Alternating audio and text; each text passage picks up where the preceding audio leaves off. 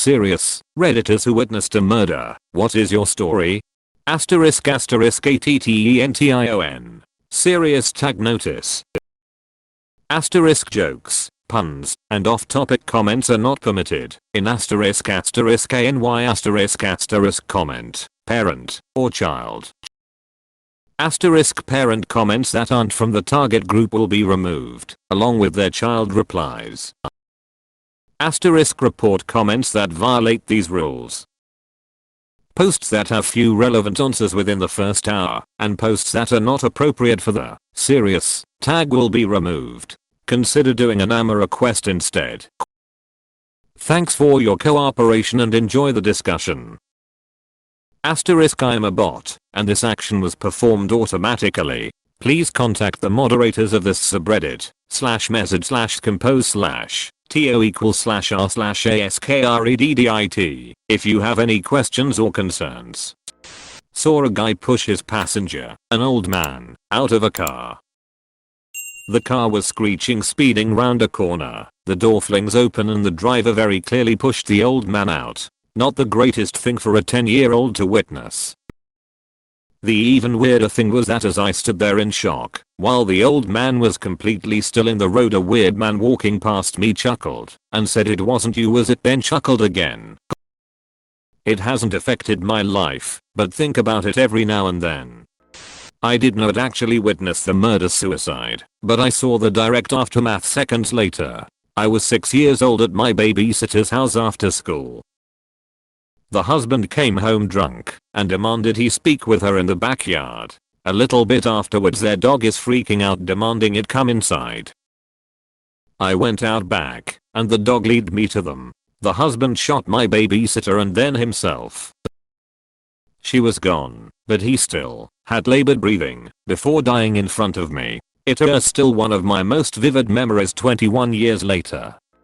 Worked in a pub when I was younger. Walking round cleaning tables and emptying ashtrays. Back in the days you could smoke indoors. And a couple of guys are standing at a high table talking. Another guy comes in and starts shouting with one of the group, getting a bit heated, so I go over to ask them to calm it down and remove all empty glasses and bottles from the area. As I'm talking to them, the lone guy lunges with a knife, misses me but goes in the chest of the other.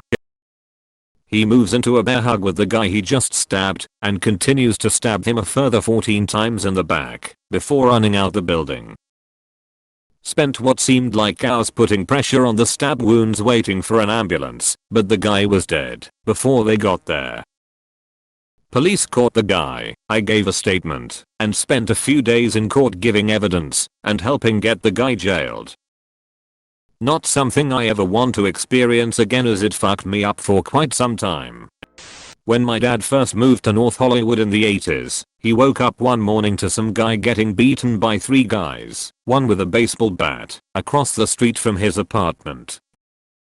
Police were called, but the kid ended up dying on the scene and my dad watched it all from his bedroom window. I don't remember if he ever learned any more details. Welcome to the neighborhood. When I was 10, my uncle murdered my mama's boyfriend at our house. It was not in the house, but he chased him through our house and killed him outside in front of the house. It really destroyed a part of our family as well as relationship between my mom and grandmother. It was 30 years ago, and I'm only one alive besides my uncle that was there that night. I wanted to thank everyone for the kind words and the questions. Kinda therapeutic to talk about. 2011. Leavenworth, Kansas. I was in the military at the time, and a few of us decided to go off post to bullshit around the local Walmart. On the way back, we were driving when we heard shots. Having the training we had, we immediately knew it was a firearm, and not some fireworks, or whatever. Turned to look, and there was a man running around cars in a barber shop parking lot, trying to evade gunfire. Needless to say, he didn't make it. A few months later, I got out, went home. About a year later, the Leavenworth County prosecutor called, said I had to go back and testify. Felt like I was being watched the whole time I was in town. Haven't been back since. I've done horrible things and seen horrible things. But one of the worst is the sound of the victim's mother screaming in court as I described her son's death to a judge. Fucking rough. This was when I was in 2nd or 3rd grade, so late 8 years. My friend's mom had picked us up from school in her station wagon, and I was in the way back. There were probably 6 or 7 of us kids in the car and we were stopped at a traffic light across from a homeless shelter, about to get onto the interstate. This guy is walking down the street with an armful of chewing tobacco and drops a pack. A homeless guy leaning up against the wall picked it up. There was an angry exchange in which the guy refused to give back the tobacco, so the other guy kicked him and stomped him to death on the sidewalk. Was driving with my sister coming home from a wedding reception. She slows the car down and says there is a body in the road, so she parks her car to block any cars from hitting the body. We get out of the car and a young woman is laying in a pool of blood, choking on her own blood. Her leg looked like a spaghetti noodle. I heard her gurgle of death. It was awful.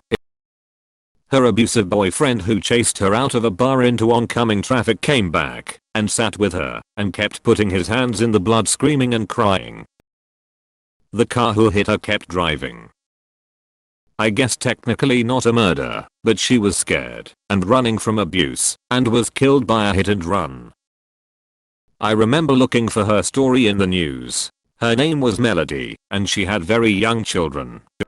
I saw my cousin murdered when I was a kid. We were back in my hometown. He was sitting in his car in front of my aunt's house and he was gunned down. I was on the porch with his siblings. It was random, but he didn't live the most righteous life, so we honestly never know the motive and they never found out who did it. I live in Syria and I've been forced to leave my house due to ISIS attacks on our city. My family and I lived for 2 days under light artillery between ISIS soldiers and regime-affiliated troops that lived in the neighborhood. As I looked through the window I saw an ISIS soldier running with a rocket launcher screaming. Then there was a hole in the building in front of him, and the 3 men inside were blown to pieces. He quickly got shot in the chest and laid on the ground, dead.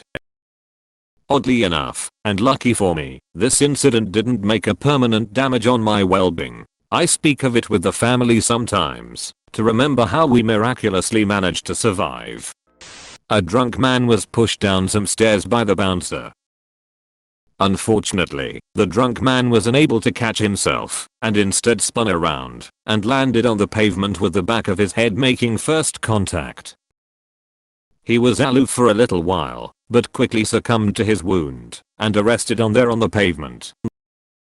He was declared dead 15 minutes later in Ed, after being transported by ambulance. There was no CCTV or clear evidence of malicious intent that would hold up in court, and the man was known as a drunk and had no friends or family. It was ruled an accidental death. I had to walk past that spot most days going to work, and will never forget his face, the look of mystified horror followed by the glassy-eyed slack-jawed expression that come with death. I was the medic that transported the man. I was by his side from start till the declaration. One of the most visceral experiences of my career thus far. Was walking home one day and saw a couple arguing. The dude started walking off away from the girlfriend's car, and apparently she was not happy with that. She proceeded to get in the car and wait about 5 minutes till he was way off down the sidewalk. I was walking on the opposite side of the road as him and all of a sudden I see a blur and he goes flying like a rocket. She must have been going at least 60 miles per hour. He flew through the air and hit a tree, died instantly. The women then screamed out the window at his body and drives away. There was blood smeared all over the crumpled hood and I'll never forget the sight of his contorted body at the base of the tree, almost folded in half. I had to talk to the police, and within the hour they caught her at a car wash, trying to clean the blood and chunks off the hood and grill of her car. I was 16 at the time. For those of you concerned, thank you. I actually did have to see a therapist for a few months after. I'm doing very well right now. However, I don't think I'll ever fully get over it. It's one of those things that always sticks with you. So, I live in a country where it is pretty normal for public buses to steal each other's routes/schedule/whatever. When I was 8, I was in one of them buses. I guess my driver was the one acting wrongfully. Along comes another bus. This is early in the morning. Both buses are full. I was going to school, 2nd grade. The driver of the other bus stops my bus. Both drivers get off to yell at each other. The second driver has a gun, but he is older/more feeble, so my driver grabs the gun and shoots him once. I saw everything as I was sitting by a window. When the body falls, and I see the red stain, the world goes quiet for me. The last thing I heard was the soft gunshot, 22 caliber maybe. I get off the bus and walk to school, 20 to 25 blocks away. I don't remember a single thing about it. When I got to school I was pale and would not react when spoken to. Eventually, I came to and was able to speak normally and matter-of-factly. Cannot stand the noise of fireworks since. Fun fact, my now husband was in the other bus and also witnessed everything.